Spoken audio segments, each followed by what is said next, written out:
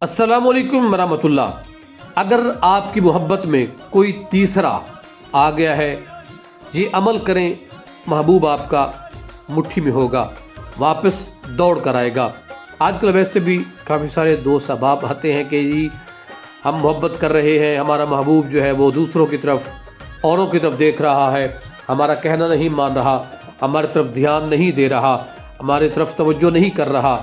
کوئی ایسا وظیفہ بتائیں کہ وہ تیسرا بندہ غائب ہو جائے اور ہمارا پیار جیسے پہلے تھا ویسا ہو جائے۔ تو کوئی مشکل نہیں ہے، آپ نے صرف اس کو 711 بار کرنا ہے۔